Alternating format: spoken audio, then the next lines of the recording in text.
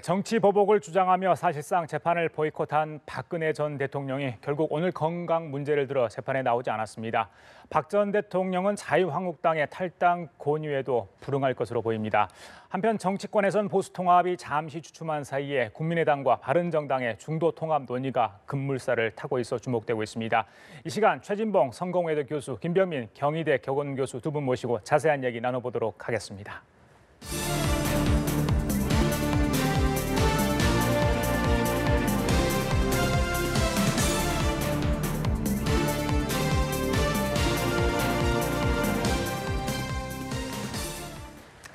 오늘 대담은 이 키워드로 시작을 해야 될 것 같습니다. 아무래도 이 문제가 오늘 있었던 일이지만은 많은 국민들의 관심이 주목을 받고 있는 상황이 아닌가 싶습니다. 키워드 보여주십시오. 자, 박 전 대통령 건강 문제를 들어서 오늘 예정된 재판에 출석하지 않았습니다. 자, 먼저 최 교수님. 앞으로도 재판에 나오지 않겠다. 일단 정치 보복을 했고 또 그 변호인단에 총 4임계를 제출했기 때문에 애고됐던 일이었지만 정말 그 사유 자체는 건강상의 이유를 들어서 나오지를 않았습니다. 이제 구치소속이 그렇게 통보를 했었는데 앞으로도 이제 계속 재판에 이제 나올 가능성은 희박해 보입니다. 지금의 상태라면. 그렇죠. 지금 말씀하신 것처럼 건강상의 이유를 댔지만 사실은 그거는 이제 명목상의 이유라고 보여지고요. 이제 재판을 보이콧하겠다고 하는 의지를 명확하게 보여준 거라고 볼 수 있겠습니다. 그러니까 모든 변호인들이 다 사임을 했고요. 제가 볼 때는 국선 변호인이 선임되더라도 면담 자체를 안 할 가능성이 있다는 생각이 듭니다. 그러면서 계속 본인은 이제 박근혜 전 대통령은 본인이 정치적 탄압을 받고 있는 상황이라고 주장을 할 것으로 예상이 되어지고 있고요. 뭐 그렇게 된 거는 결국 박근혜 전 대통령 입장에서는 지금 재판에 진행되는 뭐 여러 가지 상황들을 봤을 때 중형이 선고될 것을 불가피한 상황에서 계속 사법부의 판단만 보고 있다가는 본인이 무죄로 판결날 가능성이 낮기 때문에 결국 이걸 정치적 이슈로 끌고 가려고 하는 시도를 한 것으로 보여집니다. 그래서 결국 이제 여론에 좀 기대고 또는 본인을 지지하는 세력들이 여론을 좀 주도해서 정치적으로 이 문제를 해결하려고 하는 그런 의도라고 보여지는데 이제 문제는 이렇게 되면 이제 지방선거를 앞두고 있는 보수층이나 또는 자유한국당이나 이런 이제 보수 정당들에게 부정적 영향을 미칠 가능성이 있거든요. 그래서 지금 홍준표 대표 같은 경우에도 출당 조치를 강행할 가능성이 있다고 보여지고요. 그래서 박근혜 전 대통령이 이런 어떤 그 승부수랄까요? 어떤 태도가 본인에게 도움이 될지는 제가 볼 때는 조금 부정적으로 영향을 미칠 가능성이 있다는 생각은 듭니다. 알겠습니다. 벌써 이제 뭐 옥중 정치를 시작했다 이런 분석도 나오는데 친박 지지단체들은 이번 주말에 대규모 집회를 지금 예고한 상황입니다. 자, 일단은 법정에서 나서지는 않고 있지만 지금 이제 구치소에 계속 있는 상황임에도 불구하고 그렇다면 일단 재판은 거부한 상황인데 박근혜 전 대통령의 지금의 어떤 심리는 어떤 상태라고 보세요? 그러니까 지금 아마 박 전 대통령이 나름의 기대를 갖고 있었던 지점이 몇 군데가 있었을 겁니다. 아마 첫 번째가 이재용 삼성전자 부회장의 1심 선고 재판이었을 거예요. 다른 부분들 중에서도 뇌물죄만큼은 본인이 억울하다. 이거는 법적인 재판 과정에서 다퉈볼 여지가 있다고 생각을 했을 텐데 1심 재판 결과 결국 이재용 부회장에게도 징역 5년이라는 중형이 선고되지 않았습니까? 그 결과는 결국 박근혜 전 대통령의 뇌물죄도 함께 중형이 예상될 수밖에 없다라는 거고 두 번째 이제 다퉈볼 수 있는 여지는 구속기한이 연장되지 않도록 막아서 밖으로 나간 상태에서 재판을 좀 길게 끌고 갈 수 있는 것. 이게 이제 두 번째 가능성이었는데 그 두 번째 가능성조차 닫혀버린 겁니다. 그렇다면 이제 남은 거는 굉장히 빠른 기간 안에 1심 재판 결과가 선고되는 것이고 재판 결과가 선고된다는 거는 굉장히 중형이 불가피한 상황으로 박 전 대통령이나 박 전 대통령 변호인 층도 예상을 했을 겁니다. 그럼 그와 같은 상황 속에서는 이상으로 더 끌고 갈 수 있는 나머지 가능성들이 없기 때문에 지금 현재까지의 수사나 재판 과정이 불공정하다라고 선언을 먼저 한 거고요.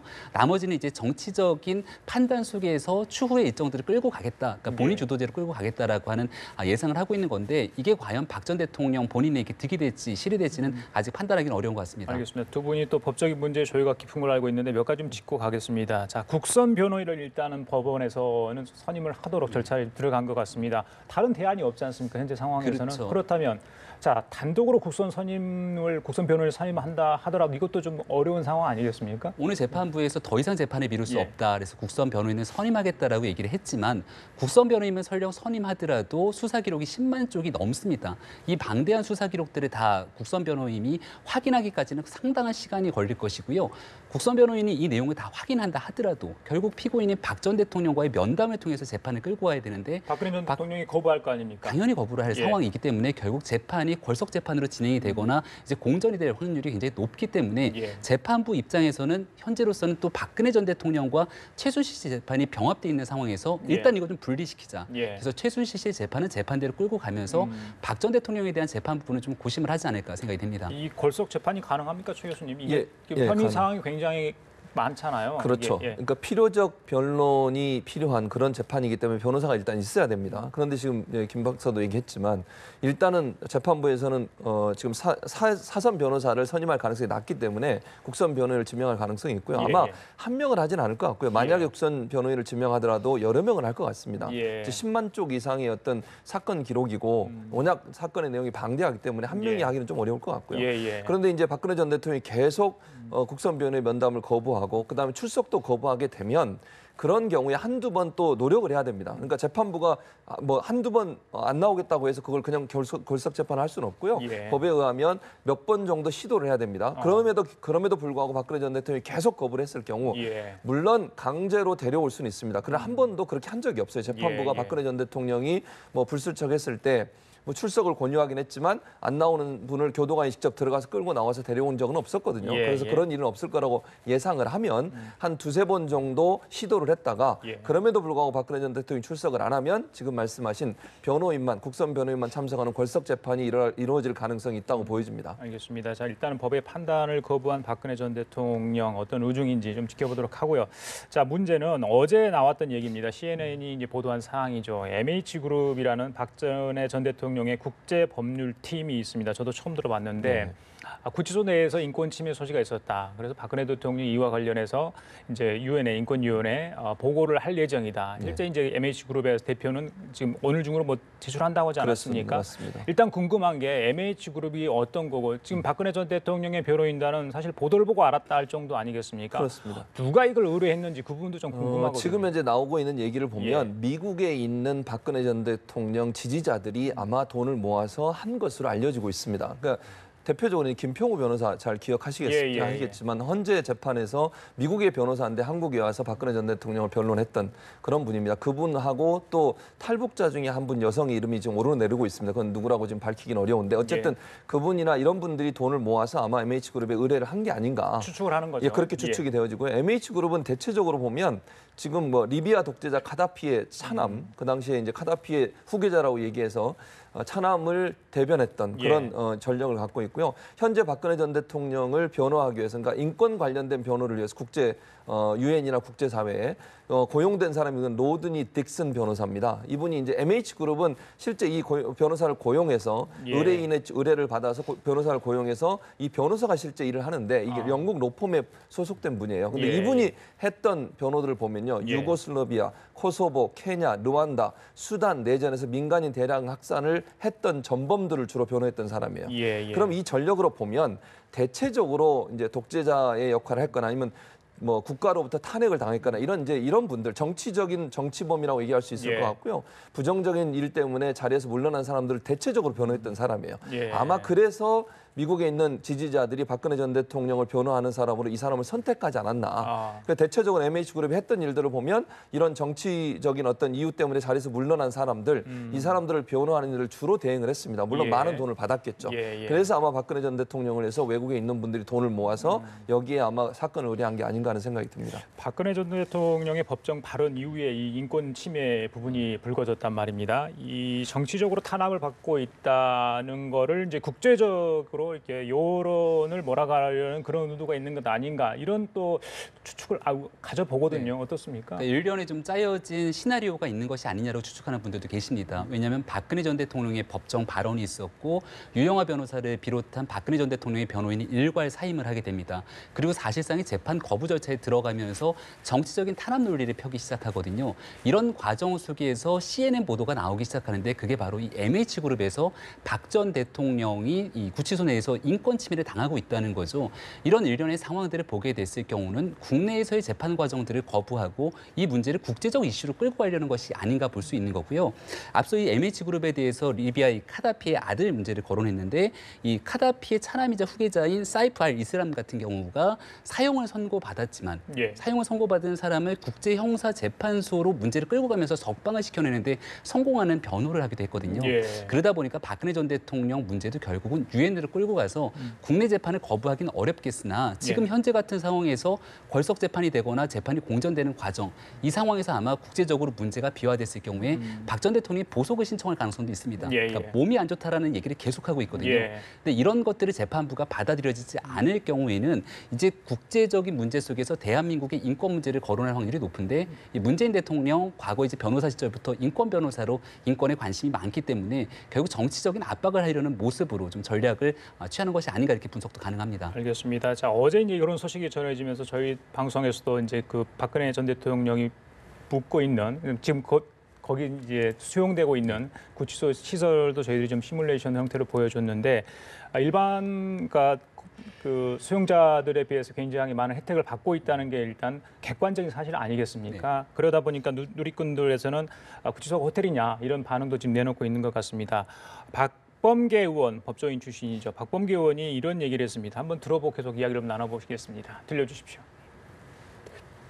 본인이 일반 재소자의 한 4배 내지 6배의 규모의 그런 공간을 쓰고 있고 TV 관물대에다가 수세식 화장실 뭐 등등 또 적정한 외부 치료도 2번 받았고요. 또 내부에서도 언제든지 치료를 원하면 치료를 지금 해주고 있는 상황에서 그것은 언어 도단이고 말이 안 된다 이런 생각입니다. 언어 도단이다. 불 3개 중에 이제 2개는 끄고 하나는 이제 조도를 낮춰가지고 그러니까 이게 무슨 뭐 그 바깥에 무슨 여행 나온 게 아니지 않습니까? 이건 호텔이 아니다 이 말씀이세요? 숙박업소가 아니다. 최소한 최소 규모의 관찰을 해야 되는 거거든요.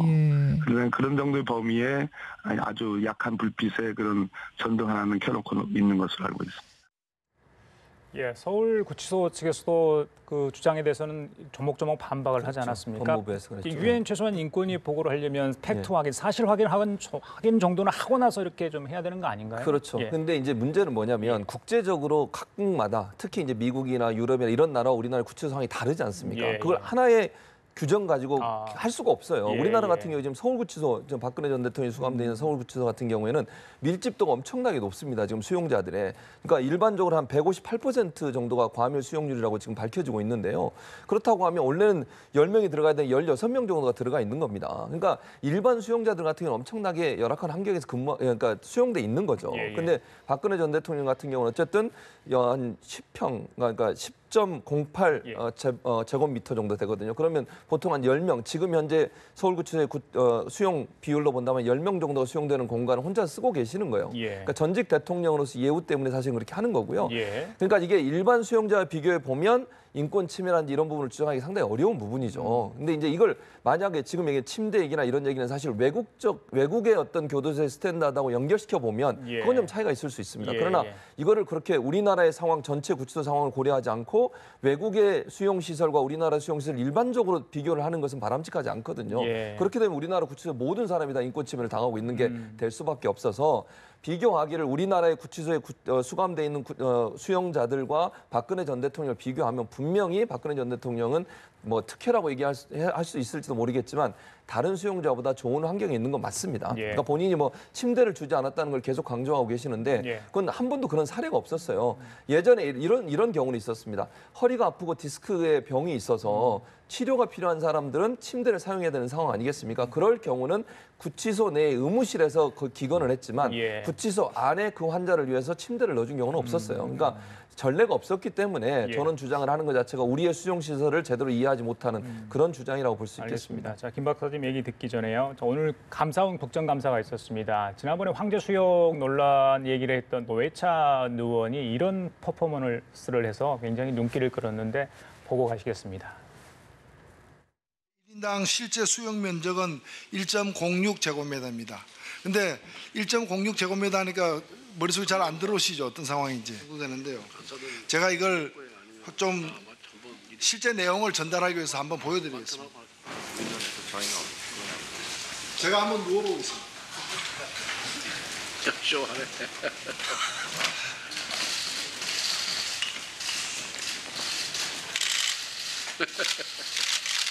쇼를 하고 계십니다. 박근혜 대통령이 지금 살고 있는 수용돼 있는 그 거실의 면적은 10.08입니다. 그러니까 지금 인권 침해라고 제소해야 될 사람은 박근혜 대통령이 아니라 일반 수용자들입니다. 예, 김 박사님 중간에 들린 소리 들으셨어요? 혹시 쇼하고 예, 있네, 쇼하고 네. 계시네 이런 이야기를 했습니다. 네. 어느 쪽에서 들려 나왔을지는 뭐 시청자분들 잘 아실 것 같고요. 예, 네. 어떻게 저걸 볼 수 그러니까 있을까요? 이제 노회찬 의원이 박근혜 전 대통령이 인권 침해를 당하는 것이 아니라 황제 수용을 하고 있다. 이거는 CNN 보도가 있기 전부터 주장을 했던 사실이고요. 근데 여기서 이제 CNN 보도를 보게 되면 MH그룹이 주장하고 있는 건데 이걸 이제 박근혜 전 대통령이 의뢰하지 않았다는 거잖아요. 지금 현재 누가 의뢰했는지를 알 수가 없는 겁니다. 그렇다면 지금 구치소 내에서 이 같은 인권 침해를 당하고 있다는 게 박근혜 전 대통령의 주장인 건지 아니면 박근혜 전 대통령이 지지자들이 바깥에서 보는 상황을 가지고 주장한 건지에 대한 팩트 확인이 좀 필요하다라는 말씀을 드리고 싶고요. 현재 박근혜 전 대통령 같은 경우는 구치소에서 전직 대통령에 관한 예우를 받고 있는 건 사실입니다. 따라서 이 문제에 대해서 아마 박 전 대통령도 스스로가 인권 침해를 당할 정도까지 구치소 내에 이렇게 좀 억울한 환경을 당하고 있다라고 저는 생각하지는 않을 거다 이렇게 볼 수 있을 것 같습니다. 알겠습니다. 자, 그런데 오늘 이제 박근혜 전 대통령은 법정에 출석을 하지 않았죠. 최순실은 나왔습니다. 그런데 자신의 심경을 밝혔어요. 그런데 그 말을 들어보니까 어디서 많이 들어본 얘기예요. 박 전 대통령의 지난번에 그 법정 발언과 상당히 유사한 분이 굉장히 많았습니다. 특히 이제 CCTV 설치랄지 화장실 열린 방에서 어려운 시간을 감내하고 있다.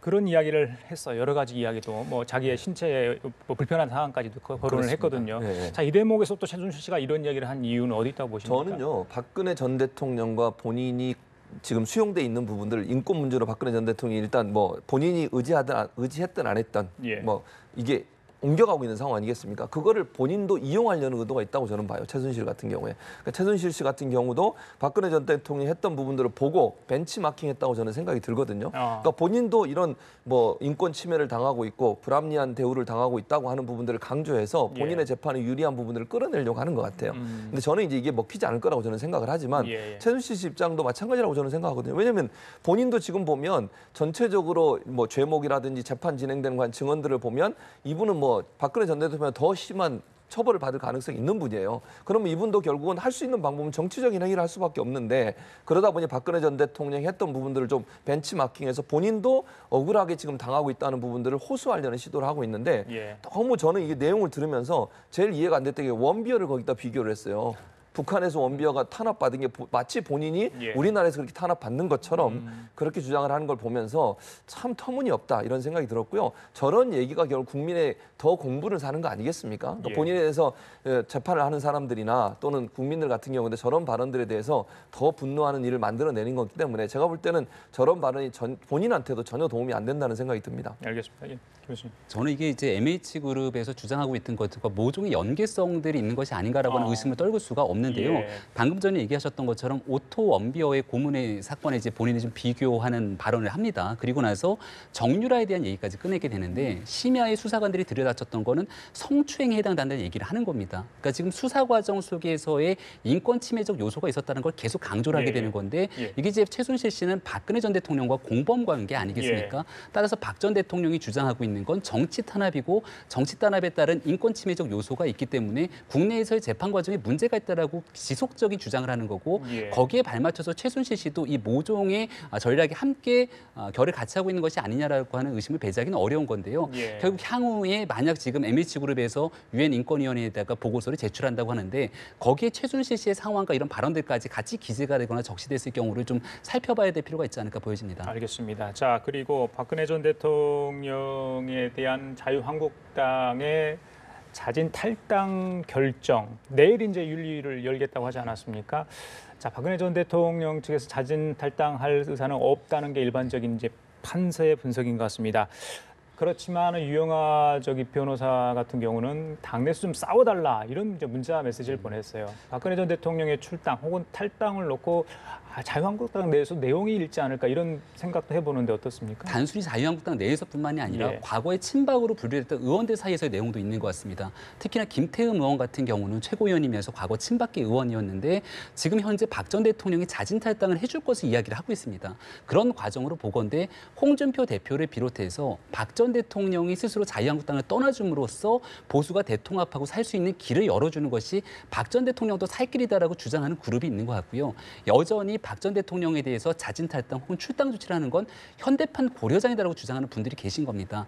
따라서 홍준표 대표가 23일에 이제 결국은 방미를 하게 되기 때문에 예. 이 방미 전인 내일 결국 모든 것들을 마무리 짓고 가겠다는 거거든요.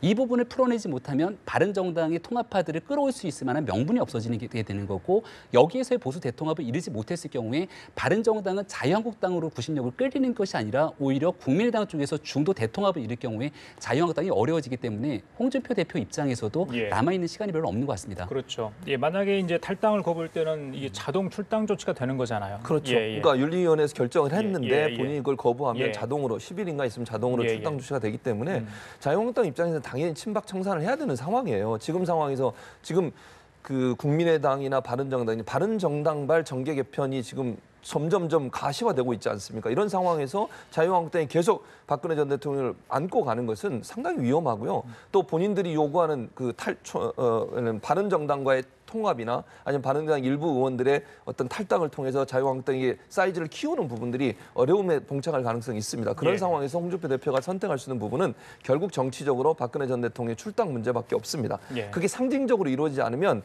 김무성 전 대표를 중심으로 한 탈당파들 같은 경우, 통합파들 같은 경우에도 명분이 없어져요. 그들이 주장했던 게 결국은 탈당하며 주장했던 게 친박 청산 아니겠습니까? 예, 예. 박근혜 전 대통령의 책임이었고요. 근데 그런 부분들이 정리가 안 됐는데 자유한국당과 합당을 하거나 거기에 다시 돌아온다고 하는 것은 여론에 엄청난 역풍을 맞을 가능성이 있습니다. 예. 그래서 자유한국당 입장에는 선택지가 없어요. 결국은 박근혜 전 대통령이 출당이나 탈당이 아니면 바른정당과의 통합이나 아니면 예. 지방선거에서의 승리를 약속할 수 없는 부분이기 때문에 예. 자유한국당은 어쩔 수 없이 그 카드를 쓸 수밖에 없는 상황이라고 볼 수 있겠습니다. 알겠습니다. 자, 다음 대담으로 좀 넘어가 볼까요? 이 다음 대담은 이 키워드로 좀 저희들이 이야기를 좀 나눠야 될 것 같습니다. 굉장히 중요한 문제죠. 키워드 보여주십시오. 자, 청와대가 어제 이제 헌재 재판관을 새로 지명을 했습니다. 9인 체제인데 한 명이 사실은 비어 있었죠, 한 자리가. 그래서 어제 유남석 고등법원장을 지명을 했습니다. 일단 9인 체제, 물론 인사청문회를 이제 통과를 해야 되는 그런 상황이 있는데 역시 진보 성향 모임이었죠. 우리법 네. 연구회 출신입니다. 그래서 코드 인사 아닌가 야당 쪽에서는 이런 또 반발의 목소리도 나오고 있는데 어떻게 보셔서 지명에 대해서는? 그러니까 이념적 성향에 대한 비판이 이제 청문회 과정에서 일부 있을 수는 있을 겁니다. 근데 김명수 대법원장 후보자 청문회를 우리가 기억하듯이 이 이념적 성향만 가지고선 청문회에서 문제점을 삼기는 좀 어려운 측면들이 존재하거든요. 과거 이유정 후보자 같은 경우도 주식 대반 논란으로 결국 도덕성이 흠결이 있기 때문에 사퇴를 했던 거고요. 특히나 헌법재판소장이 아닌 헌법재판관 같은 경우는 청문보고서 채택 유무와 상관없이 대통령 임명이 가능합니다. 따라서 이제 청와대에서도 조속하게 구인 체제를 완비하겠다라고 얘기를 했고 만약에 유남석 후보자 같은 경우가 특별한 흠결이 없는 경우는 아마 청와대에서도 조속히 이 헌법재판관으로 임명하는 과정에 반발하기는 어려운 상황일 거라고 보여지고요. 예, 예. 다만 그 과정에서 얼마 전에 8인의 헌법재판관들이 모여서 동일한 목소리를 냈던 거는 헌법재판소장도 조속하게 임명하라는 겁니다. 예. 근데 여기에 대해서 지금 청와대가 아직은 말을 아끼고 있는 상황이기 때문에 유남석 후보자가 최종적으로 임명이 되고 난 뒤에는 아마 그 구인 체제 중에서 한 명의 소장을 지명하지 않을 수가 없는 상황일 거거든요. 따라서 이 문제를 풀어가는 과정들을 조금 더 지켜보고 난 뒤에 야당이 이제 문제 제기를 할 수 있지 않을까 이렇게 보여집니다. 예, 국회에 모든 걸 맡길 건 아니었다라고 청와대 쪽은 이야기를 하지 않습니까? 그러니까 이번에 이제 어제 지명을 할 때 헌재 소장을 지명을 하지 않았어요. 그러니까 유남석 광주 고등법원장을 헌법재판관 겸 헌재 소장으로 지명을 하지 않았거든요. 네. 과거에 그런 사례가 있었다면서요. 그러니까 이게 사실은 청와대 입장에서는 예. 만약에 헌법재판소장 겸 헌법재판관을 지명하게 됐을 경우는 예. 국회 인준 여부가 남아 있는 겁니다. 그럼 국회 인준 여부를 통과하기 위해서 여야 간에 굉장히 쟁점화가 될 것이고 야당이 취할 수 있는 선택 카드는 본회의에서 부결을 할 수가 있기 때문에 조속한 구인 체제로 갈 수 있는 어려움이 존재하는 거죠. 예. 하지만 헌법재판관을 먼저 임명을 하고 난 뒤에 9명의 재판관이라는 거는 청문회를 거쳐서 대통령의 임명이 이루어졌기 때문에 그 과정 속에서 헌재 소장을 임명하는 과정은 지금보다는 훨씬 수월할 거거든요. 어느 정도의 명분도 있을 거고 아마 따라서 청와대 입장에서는 지금 김희수 대행체제를 가지고 워낙에 논란이 뜨거운 상황이라 어떤 후보자를 소장 겸 그 헌법재판관으로 지명을 하더라도 문제가 될 것이 뻔하기 때문에 어느 정도의 무리수를 좀 피해가는 전략으로 좀 볼 수 있지 않을까 보입니다. 일단 권한 대행 체제를 좀 빨리 마무리하고 공백 사태를 최소화해야 될 텐데 어제 지명에 대해서 어떻게 보셨습니까? 그러니까 지금 말씀하신 것처럼 이 헌법재판소법에 보면 헌법재판관 중에서 헌재소장을 지명하도록 돼 있어요. 근데 동시에 하는 것도 약간 논란이 될 수 있는 게 이분이 어쨌든 청문회 통과해서 그다음에 이제 대통령 임명하는 절차가 끝나야 재판관이 되는 거 아니겠습니까? 그리고 나서 임명하겠다는 게 저는 이제 청와대 입장이고요. 그러니까 청와대에서는 일단 이분 그러니까 유남석 지금 후보자가 임명되면 그 다음 절차로 헌법재판소장을 지명하겠다라고 지금 얘기를 한 상황입니다. 왜냐하면 절차상으로 보면 법에는 분명히 헌법재판소 재판관들 중에 한 명을 지명하도록 돼 있으니까 그러니까 동시에 했을 때는 법적으로 논란이 될 가능성이 있다는 부분이고요.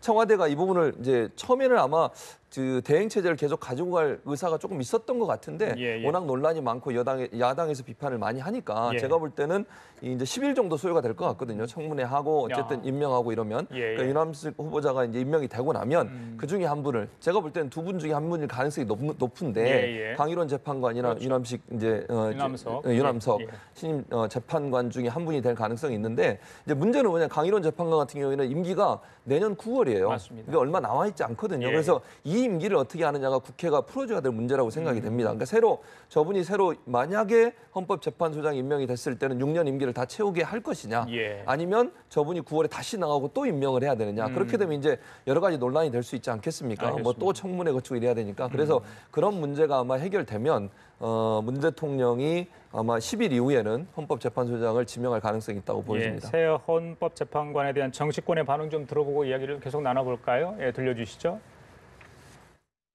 후보자는 법원 내에서 헌법재판소 2차례 근무 경력과 법원장, 법원행정처 등 주요한 보직 경험이 풍부한 전문성을 갖춘 인사로 평가되고 있습니다.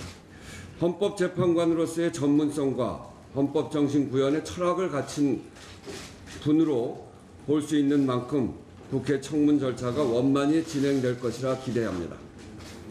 한편 헌재소장 임기 문제를 둘러싼 여야 간 이견에 대해서도 유남석 후보자 지명과 무관하게 국회에서 조속히 해결해 나가야 한다는 입장을 말씀드립니다.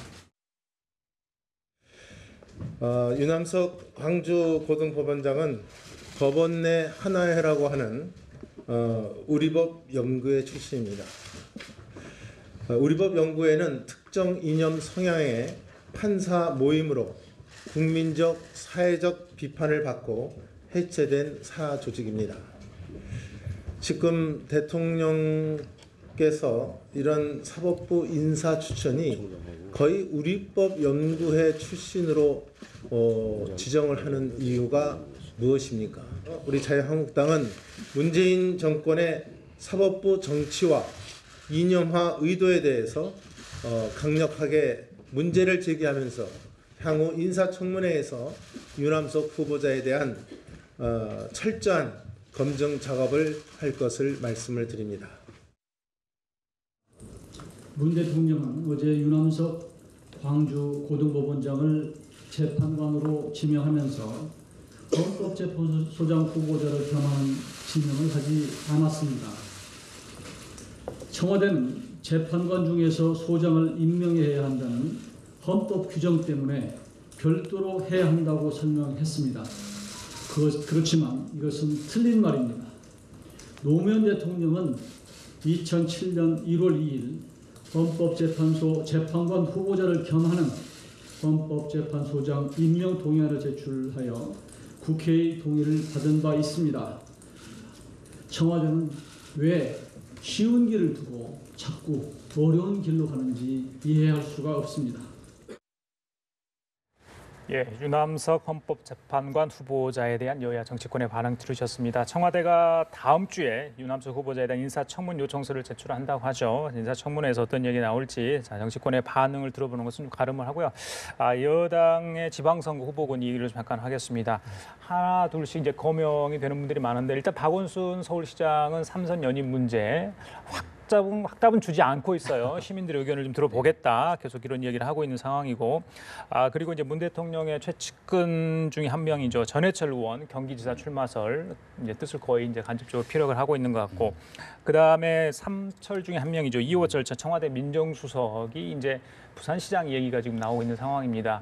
자, 여권 내에서 이 지방선거 단체장으로 나오겠다는 사람들이 굉장히 많은데 어떻게 해석을 좀 할 수 있을까요? 일단 뭐 광역 단체장 같은 경우는 경선이 불가피할 겁니다. 그러다 보니까 지금 더불어민주당의 지지도가 상당히 고공행진하고 있는 상황이고요. 특별한 특이사항이 없다라면 내년 지방선거까지 더불어민주당 강세가 유지될 확률이 높습니다. 따라서 이 경선 과정이 뜨겁게 진행될 것이고 그 과정에 문재인 대통령을 중심으로 하는 소위 과거의 친문 세력, 지금 이제 청와대와 함께 결에 같이 할 수 있는 인물들 중심으로 최대한 지방선거에서 많은 후보군들을 배치를 하려고 할 것입니다. 왜냐하면 광역자치단체장이 후보가 돼서 당선이 되게 됐을 경우는 잠재적인 대권 주자로서 성장할 가능성이 높기 때문에 정권의 유지 차원에서 이러한 일은 거의 필수적인 상황이라고 볼 수 있는 거고요. 여기에 대해서 이제 좀 가장 불편할 수밖에 없고 고심이 깊어지는 인물이 박원순 서울시장일 겁니다. 그러니까 박원순 서울시장이 과거에는 추석 전에는 이제 입장을 좀 표명하겠다라고 얘기했는데 추석이 한참 지나고 나서도 입장을 정하지 못하고 있는 겁니다. 그러니까 지난번 대선 과정에서 한때는 문재인 대통령이 후보 시절이었을 때보다 훨씬 더 높은 여론적 지지율을 받은 적도 있었거든요. 그러니까 박원순 서울시장이 처음에 서울시에 입성하게 되는 과정부터 따지게 됐을 경우는 여의도 정치권의 논리 이해 그런 조직으로 당선된 것이 아니라 높은 대중적 인지도와 지지도를 바탕으로 당선이 돼서 활동을 했는데 내년도 지방선거를 가는 과정에서 경선하게 됐을 경우는 굉장히 큰 아킬레스건에 봉착할 수밖에 없는 거죠. 여기에 경선에 만약에 3선 고지에 실패하게 됐을 경우는 다른 데로 돌아갈 수 있을 만한 그런 퇴로가 또 막히게 되는 상황이 옵니다. 그래서 이거를 방지하기 위해서는 보궐선거로 길을 좀 옮기는 방법이 있는 건데 여기에 대해서도 또 완벽한 상황이 아니기 때문에 마지막 고심을 거듭하고 있는 것 같고요. 따라서 아마 내년도 지방선거를 기점으로 특히나 정부 여당 같은 경우는 여당의 정치 권력에 대한 지도가 좀 많이 바뀌게 될 수밖에 없는 요동치는 상황이 올 것 같다는 생각이 들긴 합니다. 지금 어제 안철수 대표도 이 출마 관련해서 그 당이 원하는 대로 좀 가겠다는 의지를 좀 뉘앙스를 풍겼지 않습니까? 어떤 길이라도 가겠다. 그럼 결국 이제 서울시장 얘기 아닌가? 또 이제 박지원 의원 같은 경우는 지난번에 부산으로 나가면 좋겠다 이런 이야기도 했죠. 어떻게 보세요 전반적으로? 그러니까 지금 현재 안철수 대표 같은 경우는 명확하게 입장을 정하지 않은 것 같습니다. 그러나 이제 국민의당 입장에서는 사실 지금 그 광역지방단체장 중에 한석도 못 얻을 가능성도 있지 않습니까? 그러면 정말 무게감 있는 누군가가 나서야 되는 상황이 되는 거죠. 예컨대 안철수, 그다음에 박지원 지금 의원 같은 경우는 본인이 전남지사에 도전하겠다고 하는 의사를 밝혔어요. 그러면서 이제 안철수 대표한테 그렇게 얘기한 거죠. 부산시장에 나가라고. 그거는 결국 뭔가 바람을 일으키기 위해서는 국민의당이 국민의 지지를 얻는 바람을 일으켜서 무게감 있는 후보가 나가야 되는 상황이고 그렇다고 하면 안철수 대표에 대한 서울시장 출마설은 지속적으로 계속 국민의당에서 요구가 나올 가능성이 있다고 봅니다. 물론 최종 결정은 본인이 하는 거죠. 본인은 손익계산서를 따질 것 같거든요. 그러니까 서울시장에 나와서 본인이 당선됐을 때와 만약에 낙선을 했을 경우에는 엄청난 피해를 당하는 거 아니겠습니까? 정치적으로. 그런 상황에서 본인이 선뜻 나서기도 어려운 상황이고 제가 볼 때는 그래서 본인은 고민을 많이 하고 있지만 국민의당 입장에서는 안철수 대표가 나서는 것을 요구하는 쪽으로 갈 가능성이 있다. 그리고 박지원 이제 지금 전 대표가 전남지사에 만약에 당선이 되고 거기서 바람을 일으킨다고 하면 국민의당의 입지나 아니면 정치적 의지나 이런 부분 호남에서의 지지력은 점점 더 올라갈 가능성이 있거든요. 그래서 그런 부분에서 박지원 전 대표는 전남지사에 도전할 가능성이 있다고 보여집니다. 알겠습니다. 자, 시간이 많지 않은데 이거 두 분께 여쭤보고 좀 마무리할까요? 자, 보수대 통합, 자유한국당과 바른정당의 통합 과정은 좀 주춤한 사이인데 바른정당과 국민의당이 좀 물밑에서 활발하게 움직이고 있는 것 같습니다. 자, 이대로라면 연대를 넘어서 통합 얘기까지 가능한가 이런 뭐 생각도 해보는데 두 분은 어떻게 보세요? 뭐 여론조사 지난번에 비밀 내각인데 굉장히 좀 약간 뭐 받아들이기 나름입니다만은 좀 이렇게 고무돼 있는 분위기도 있는 것 같던데 어떻게 보세요? 바른정당과 국민의당이 통합했을 경우에 시너지 효과가 충분하다라고 나오고 있는 거고요. 안철수 국민의당 대표가 가장 적극적일 겁니다. 그러니까 과거 4.13 총선 과정에 비례대표 선거에서 민주당보다 더 높은 비례대표 득표를 거뒀던 그러니까 말 그대로 양 극단이 치우치지 않은 중도 노선을 확보해서 내년도 지방선거를 치러내게 되고 이걸 토대로 3년 뒤 총선에서 다시 한번 제대로 된 중도 정당을 한번 만들어 보겠다는 욕심이 있는 거고요. 여기 이제 바른정당이 제대로 화답을 해줘야 되는 건데 있는데 유승민 의원을 비롯한 바른정당의 자강파가 최근 통합파의 여러 가지 압박에 밀려서 코너의 정치적인 위기 상황에 처해져 있던 것도 사실입니다. 근데 이러한 부분들을 탈피하기 위해서 안철수 현 대표가 나름의 통합에 대한 좀 손을 내밀었다고 볼 수 있는 건데 여기에 대해서 앞으로의 여론 형성 과정들이 굉장히 중요할 것이라고 보여지고요. 여기에 대해서 만약 여론적인 지지나 이런 부분들이 활발하게 이루어졌을 경우에는 양 극단을 배제한 바른정당과 국민의당의 통합 움직임도 배제할 수는 없는 건데 다만 마지막으로 여기에 이러한 상황들을 그대로 더불어민주당이 지켜만 보고 있을 것이냐 또 자유한국당도 이 부분을 그대로 지켜만 보고 있을 것인가가 변수로 작용할 것 같습니다. 그래요. 예, 지금 말씀하신 것처럼 더불어민주당도 바른정당, 국민의 정당과의 연대를 계속 얘기하고 있습니다. 통합은 제가 볼 때는 어려울 것 같고요.